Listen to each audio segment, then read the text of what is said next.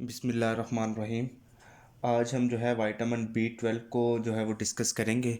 Vitamin B12 जो है ये भी क्लिनिकली इम्पोर्टेंट विटामिन है, तो इसको जो है वो गौर से देखिएगा।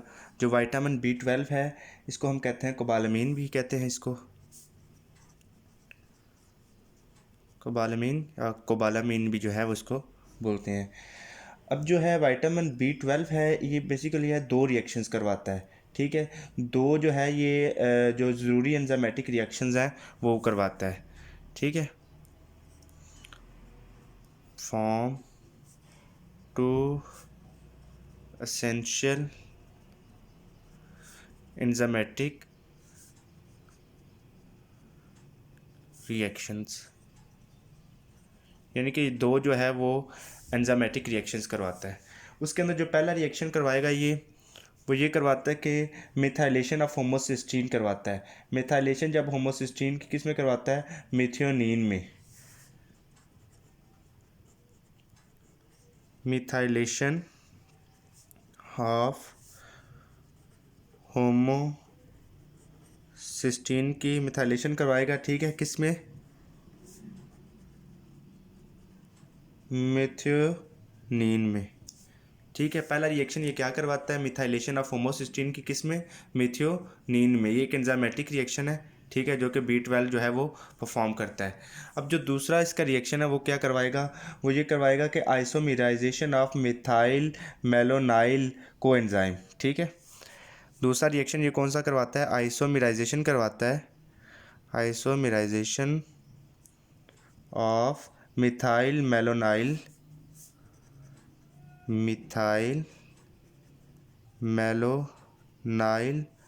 कोएंजाइम की जो है वो आइसोमेराइजेशन करवाता है, ठीक हो गया। ये मैंने आपको जो है इसके दो रिएक्शंस हैं जो मेन वो बता दिए। अब हम देखेंगे कि जो कोबालामिन का स्ट्रक्चर है उसके अंदर क्या होता है। स्ट्रक्चर को अगर हम देखें तो वो ये है कि इसके अंदर जो है वो कॉर्न रिंग सिस्टम मौजूद होता है। कोबालामिन के जो है वो स्ट्रक्चर के अंदर क्या मौजूद होता है? कॉरिन रिंग सिस्टम मौजूद होता है। इसका जो कॉरिन रिंग सिस्टम है वो जो है हमारे पास हीम के प्रोफायरिन रिंग की तरह होता है, ठीक है। इसका जो कॉरिन रिंग सिस्टम है जो हमारे पास हीम का जो प्रोफायरिन रिंग होता है उसके जो है वो उसकी तरह होता है, स्ट्रक्चर की तरह। डिफरेंस सिर्फ ये होता है कि जो पायरोल रिंग्स हैं वो मीथेन जो पुल के ज़रिए ना आपस में जो है वो जुड़े होते हैं, ठीक है। वो डिफरेंस जो है वो मैंने आपको बता दी है कि वो जो है कि मीथेन जो है उसके पुल के ज़रिए वो आपस में बराह रास्त जुड़े होते हैं जो पैरोल रिंग्स हैं। अब क्या है, हम देखेंगे कि इसकी कोएंजाइम फॉर्म्स को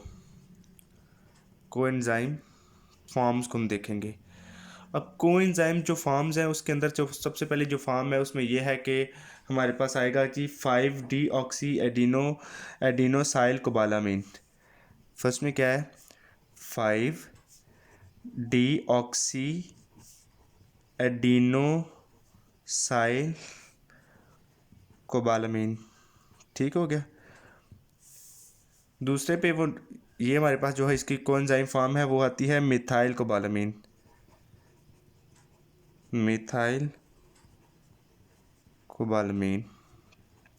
ठीक है। ये आपने चाहे मैंने इसकी कोएंजाइम जो है वो फॉर्म आपको बता दी। अब जो इसकी अब्जॉर्प्शन है, जो मैक्सिमम अब्जॉर्प्शन में किस में होगी? इलियम में इसकी मैक्सिमम अब्जॉर्प्शन होगी, ठीक है। स्क्रीट ये बाइल में होगा, दैन जो है अब्जॉर्ब कहाँ पे होगा? इलियम में। अब्जॉर्प्शन किधर को होगी? इसकी मैक्सिमम अब्जॉर्प्शन इसकी होती है इलियम में, ठीक है। इलियम में इसकी अब्जॉर्प्शन होती है इन दी प्रेजेंस ऑफ, किसकी प्रेजेंस में होती है? HCl और इंट्रिंसिक फैक्टर की। इलियम में जो है HCl प्लस इंट्रिंसिक फैक्टर की जो है वो प्रेजेंस में इसकी अब्जॉर्प्शन होती है, ठीक है।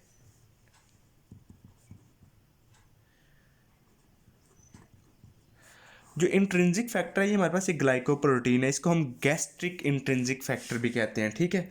ये क्या है? हमारे पास ग्लाइकोप्रोटीन है, एक ग्लाइकोप्रोटीन है, इसको हम गैस्ट्रिक इंट्रिंसिक फैक्टर भी कहते हैं, ठीक है। ये पैराइटल सेल से अराइज होते हैं, ठीक हो गया। ये जो है मैक्सिमम अब्जॉर्प्शन करवाते हैं किसकी? विटामिन B12 की।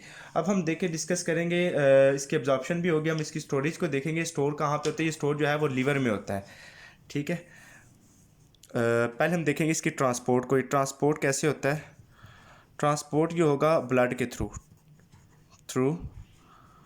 ब्लड ये जो है वो ट्रांसपोर्ट होगा, ठीक है। कोबैलोफिलिन बाइंड प्रोटीन है, उसके साथ ये बाइंड होता है, ठीक है। ट्रांसपोर्ट किधर होगा? ब्लड के थ्रू, ठीक है। अब हम देखेंगे इसकी जो स्टोरेज देखेंगे, स्टोरेज आगे देखते हैं।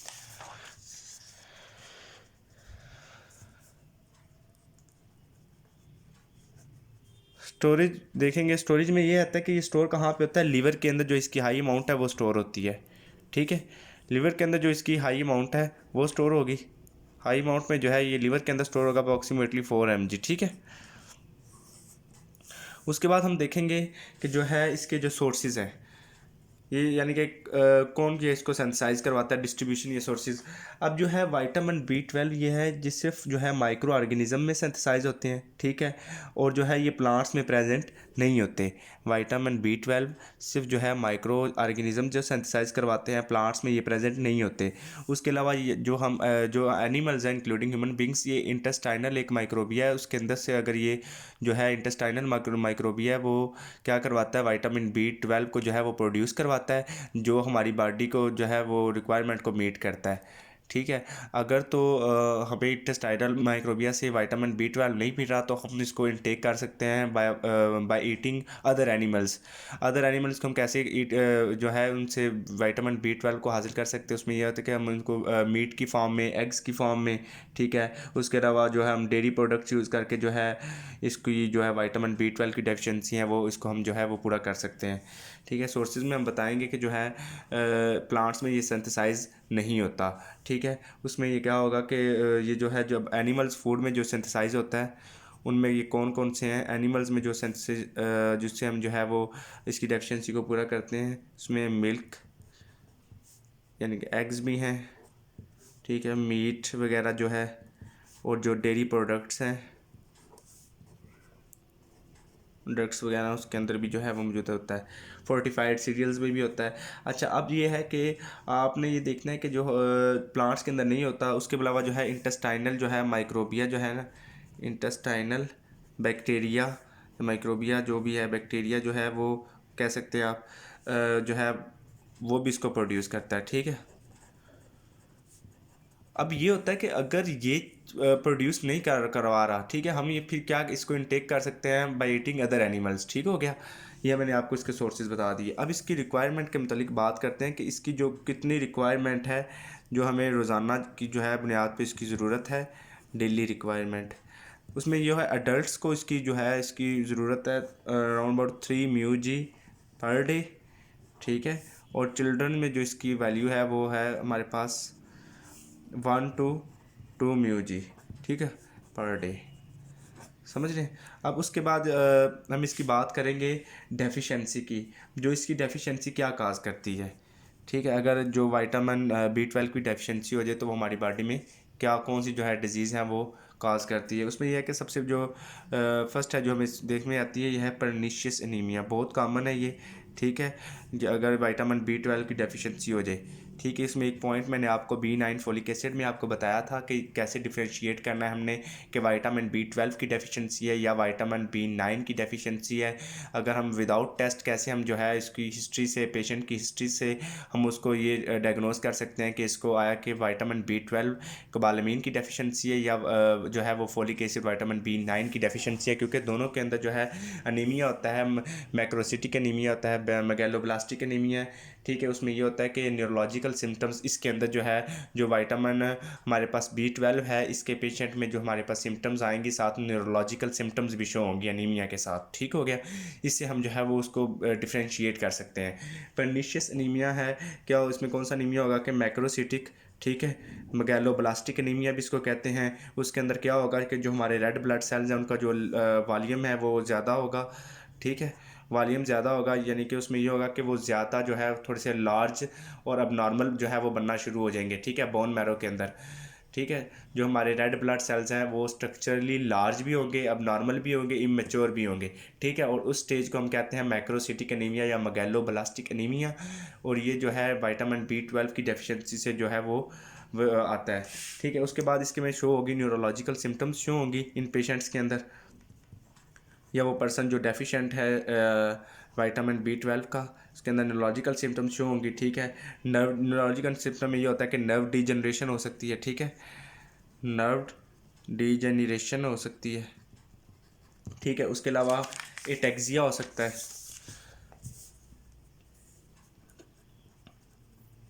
एटेक्सिया हो सकता है। एटेक्सिया में क्या होगा, अब नॉर्मल मूवमेंट्स होंगी, ठीक हो गया, अब नॉर्मल मूवमेंट्स होंगी, ठीक है। उसके बाद हमारे पास आ जाएगा जी हाइपर रिफ्लेक्सिया हो सकता है, हाइपर रिफ्लेक्सिया हो सकता है। इसमें हाइपर रिफ्लेक्सिया में क्या होता है कि हाइपर एक्टिव हो जाता है या रिपीटिंग रिफ्लेक्सेस हो जाते हैं, ठीक है। पैरालिसिस होगा जो है वो भी B12 की डेफिशिएंसी से हो सकता है। उसके अलावा जो ये है कि टेप वर्म्स की वजह से जो है इसकी डेफिशिएंसी होती है, क्योंकि टेप वर्म्स जो है वो क्या करेंगे, विटामिन B12 को है वो यूज़ कर देंगे बल्क में। तो उससे क्या होगा कि B12 की जो डेफिशिएंसी है वो बॉडी के अंदर हो जाएगी। उसके अलावा मोस्ट कॉमन ये है कि अगर एक पेशेंट, अगर कोई पर्सन है उसने सर्जरी करवाई है, सर्जरी में क्या है कि उसकी गैस्ट्रेक्टोमी हुई है, गैस्ट्रेक्टोमी की सर्जरी हुई है। गैस्ट्रेक्टोमी ये होता है कि अगर आपका टोटल जो स्टमक है वो रिमूव कर दिया जाता है, उसके अंदर उस जो है हम प्रोसेस को या जो सर्जरी के प्रोसेस को हम गैस्ट्रेक्टोमी कहते हैं। अगर एक पर्सन है उसने गैस्ट्रेक्टोमी हुई है तो उसमें ये होगा कि B12 की उसके अंदर जो है वो डेफिशिएंसी हो जाएगी, ठीक है। और इस इन जो पर्सन हैं उनको जो B12 है उनको लार्ज अमाउंट में इनटेक करना पड़ता है, या तो उनको जो है हाई डोज देनी पड़ती हैं ओरली, या इंट्रामस्कुलरी हमें जो है हाई डोजेस देनी पड़ती हैं, ठीक है।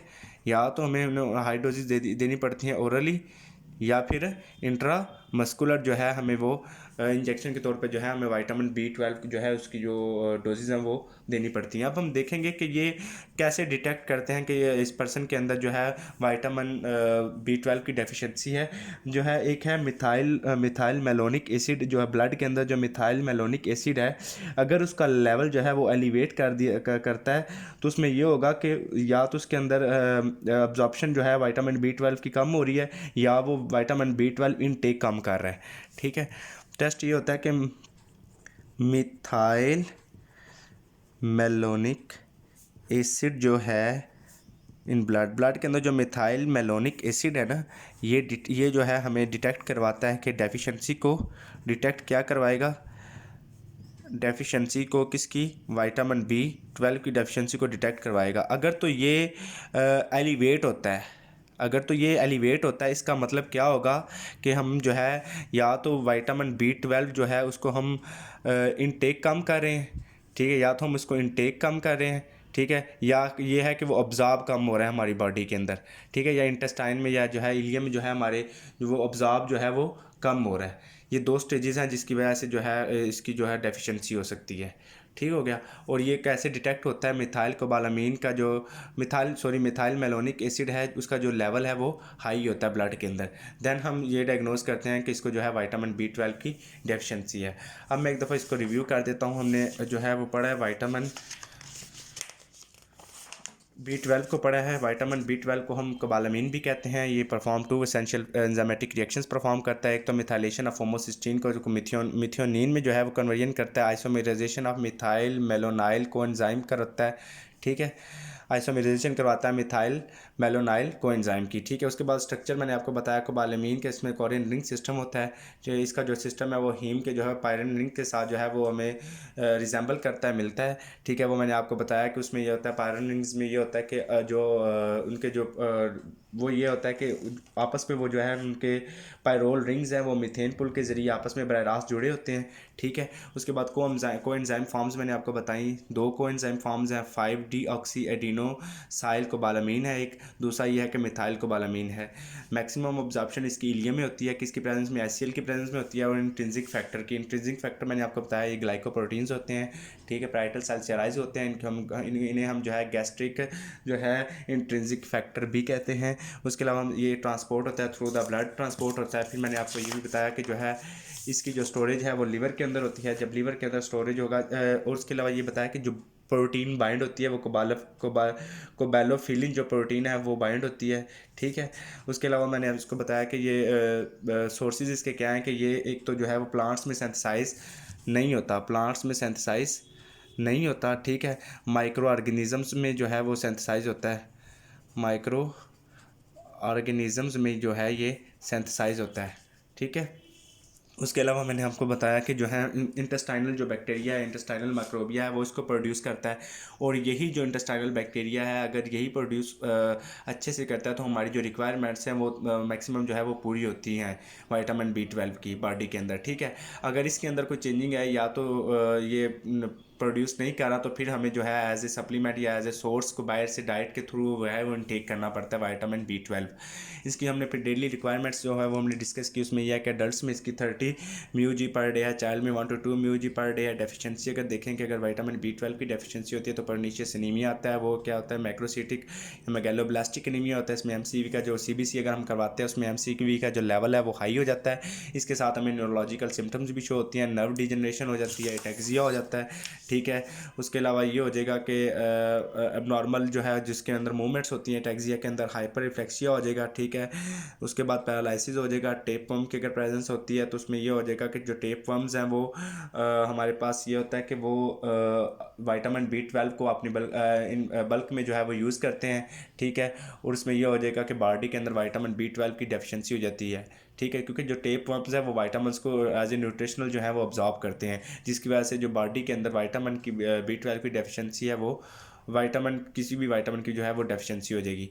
अगर वो टेप वर्म जो है वो न्यूट्रिशनल के तौर पर विटामिन को ऑब्जॉर्ब कर रहे हैं हमारी फूड से। उसके बाद हम सर्जरी को देखते हैं। अगर एक सर्जरी का पेशेंट है या पेशेंट एक पर्सन ऐसा है जिसने सर्जरी करवाई है, गैस्ट्रेक्टोमी हुई है, उसके अंदर विटामिन B12 की जो डेफिशिएंसी है वो बहुत कॉमन होगी।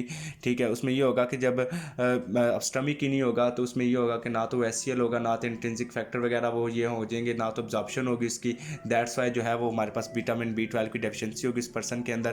उसमें ये होता है कि इन पर्सनस को जो है हाई डोजेज में जो है ओरली या इंट्रामस्कुलरी जो है विटामिन B12 दिया जाता है। टेस्ट मैंने आपको बताया कि अगर मिथाइल मेलोनिक एसिड का ब्लड के अंदर टेस्ट अगर जो है ये डिटेक्ट करवाता है कि विटामिन B12 की डेफिशिएंसी है या नहीं है। अगर तो इसका जो लेवल है वो अगर हाई है ब्लड के अंदर, उसका मतलब ये होगा कि विटामिन B12 या तो इंटेक कम हो रहा है, या तो जो है हमारा इंटेस्टाइनल जो है हमारी इंटेस्टाइन है उसको अब्जॉर्ब नहीं कर रही, या हमारी बॉडी के अंदर ये अब्जॉर्ब उस तरीके से नहीं हो रहा। ठीक है, ये हमारा जो विटामिन B12 है ये कंप्लीट हुआ। ठीक है, थैंक यू सो मच, अल्लाह हाफिज़।